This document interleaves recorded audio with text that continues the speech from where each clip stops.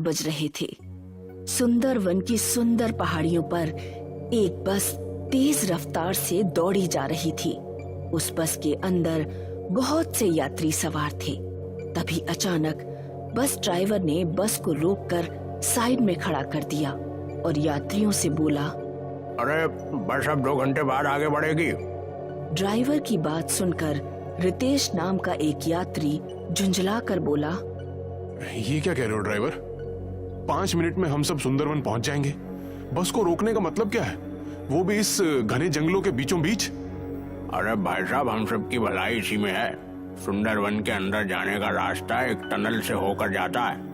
अरे ये क्या कह रहे हो तुम? पहाड़ी इलाकों में तो अक्सर टनल होती ही है ना। भला उस टनल से तुम्हारा बस रोकने का क्या मतलब है? अरे भाई साहब, वो टनल भूतिया है। मौत की भूल भुलैया कहते हैं उसे।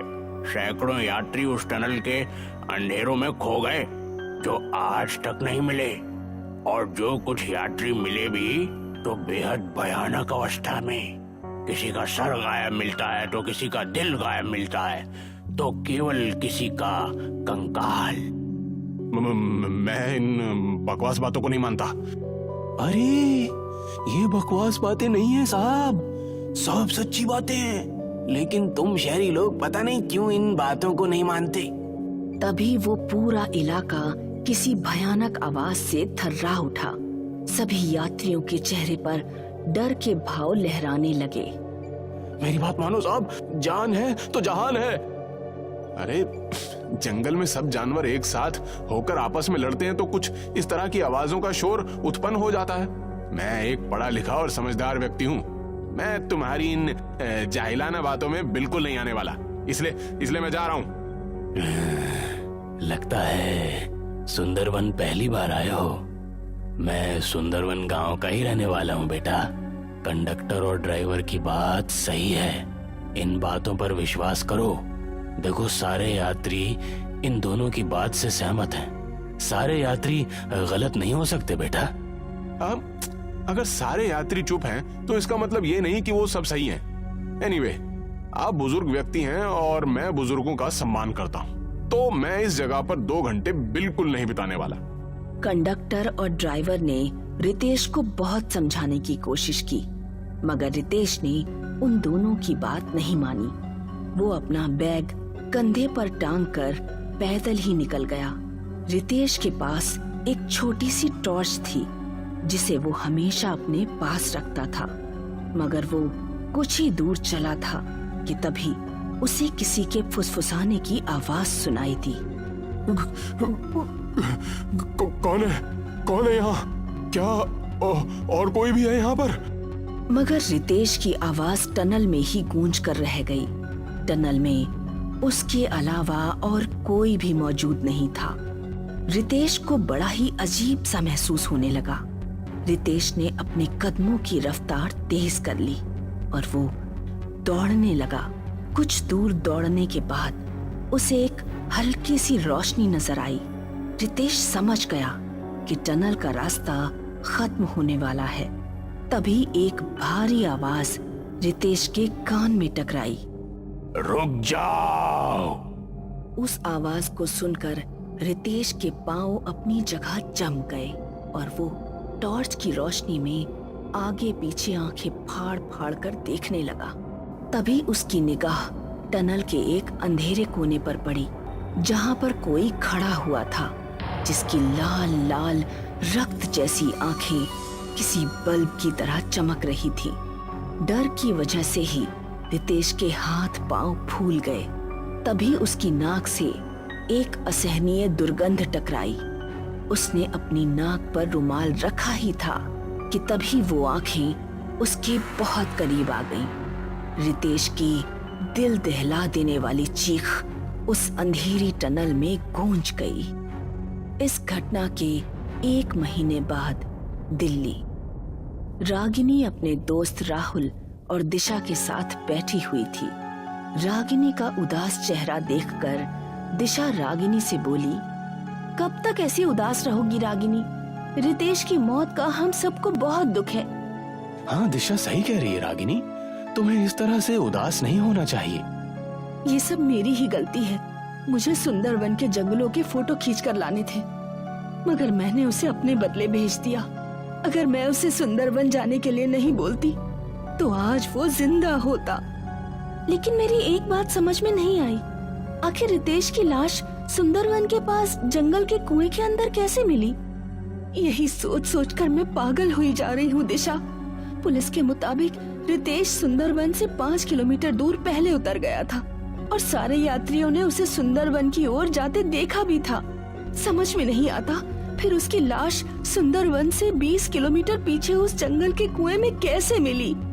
मैंने सुना है कि सुंदरवन जाने का रास्ता जिस टनल से होते हुए जाता है वो टनल भूतिया है। कहते हैं वहां पर अक्सर यात्री गायब हो जाते हैं। पुलिस के मुताबिक कंडक्टर और ड्राइवर ने रितेश को चेतावनी भी दी थी, मगर रितेश ने उनकी बात नहीं मानी। What nonsense, Rahul. विश्वास तो नहीं करता दिशा, लेकिन जिस तरह से रितेश की मौत रहस्यमय परिस्थितियों में हुई है उससे मैं काफी कंफ्यूज हो गया हूँ। लेकिन मैं सच्चाई का पता लगा कर ही रहूंगी। तुम कहना क्या चाहती हो? मैं आज सुंदरवन जाने के लिए निकल रही हूँ। मैं भी देखती हूँ कि आखिर वो कौन सी ऐसी भूतिया टनल है जहाँ आदमी जाता तो जिंदा है, मगर उसकी लाश उसके 20 किलोमीटर दूर पीछे कुएं में मिलती है। तुम अकेले नहीं जाओगी दिशा, हम दोनों दोस्त भी तुम्हारे साथ जाएंगे। राहुल सही कह रहा है रागिनी, हम भी तुम्हारे साथ चलेंगे। दिशा और रागिनी राहुल की कार में बैठ गई और राहुल ने अपनी कार सुंदरवन की ओर दौड़ा दी।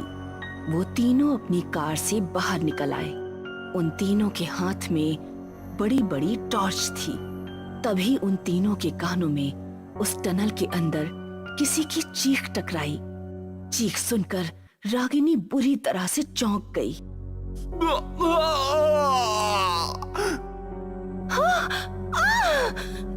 ये चीख तो रितेश की है।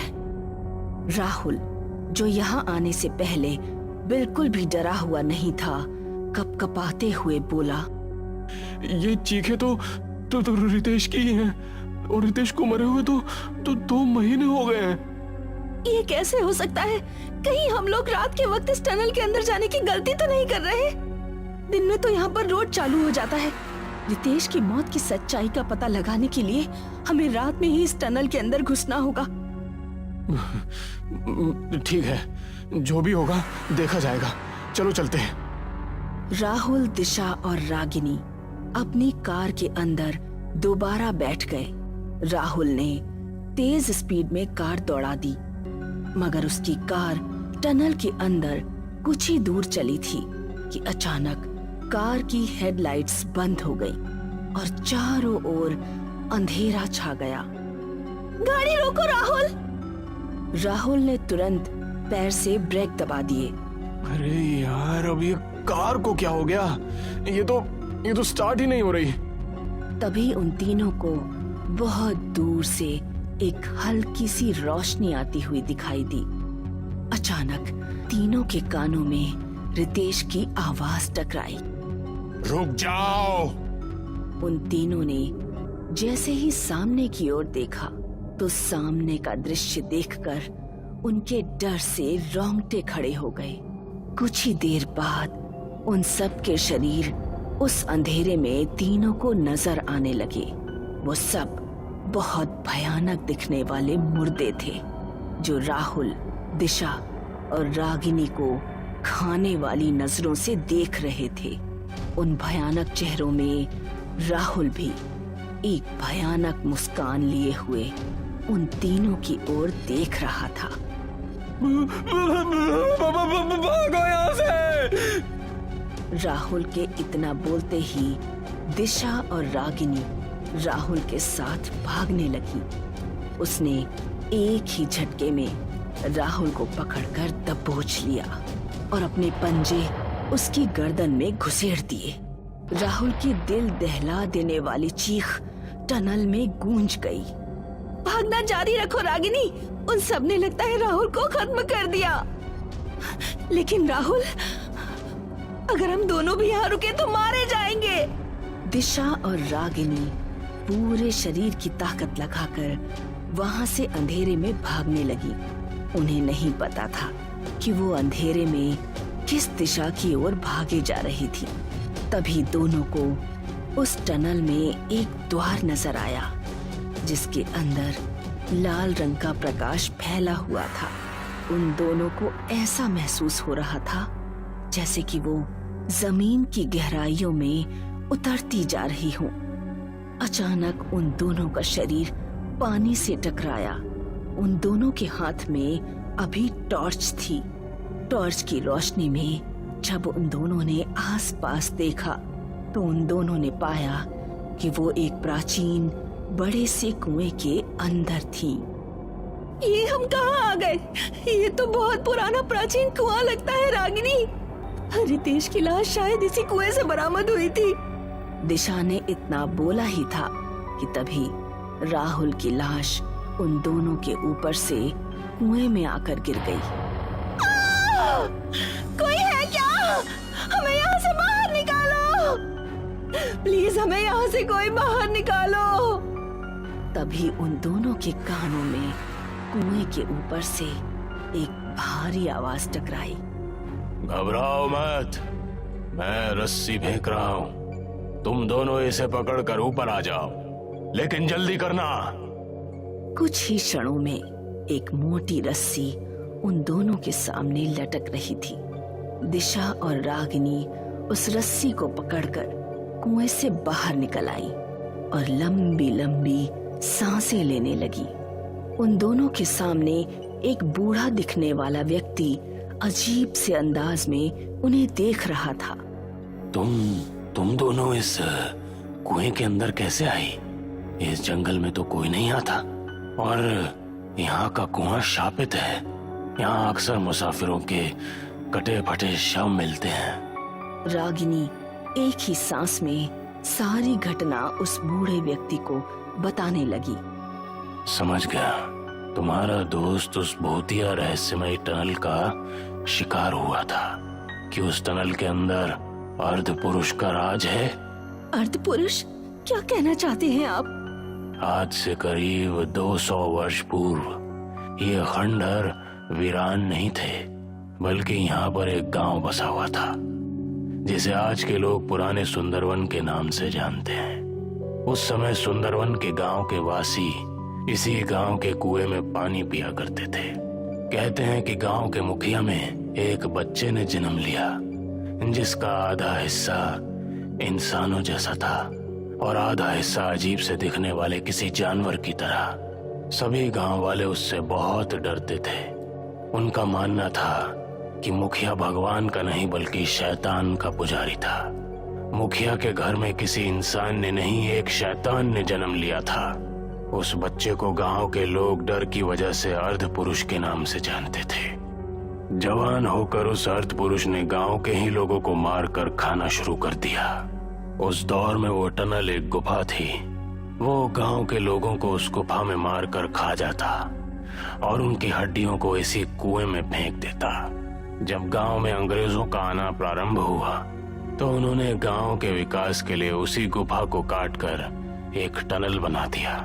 जब कुछ मजदूर उस गुफा को काटकर टनल के रूप में तैयार कर रहे थे, तभी वो अर्ध पुरुष उन सबको मारकर खा गया।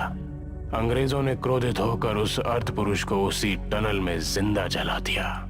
जब उसे अंग्रेजों ने जिंदा जलाया था, वो रात का समय था। तब से आज भी रात के समय वो उस टनल में अपने शिकार का इंतजार करता है और वो जिन लोगों को मारकर खाता है उनकी आत्माएं उसके वश में आ जाती हैं। हमने तो सुना था कि यह टनल हॉन्टेड है, लेकिन इतनी बारीक जानकारी आपको कैसे मिली? दिशा की बात सुनकर वो बूढ़ा रहस्यमयी नजरों से दिशा की ओर देखते हुए बोला, क्योंकि वो अर्ध पुरुष कोई और नहीं बल्कि मैं ही हूँ। बूढ़े ने इतना कहा ही था कि तभी कुएं के अंदर से बहुत तेज किसी के हंसने की आवाजें गूंजने लगी। देखते ही देखते उस कुएं के अंदर से राहुल अपना भयानक चेहरा लेकर बाहर निकलकर उन दोनों के सामने खड़ा हो गया। दिशा और रागिनी के सामने वही टनल वाले भयानक चेहरे खड़े हुए थे। उस बूढ़े का रूप अब परिवर्तित हो चुका था। वो बूढ़ा उसी भयानक प्राणी की शक्ल में आ चुका था। कुछ ही देर में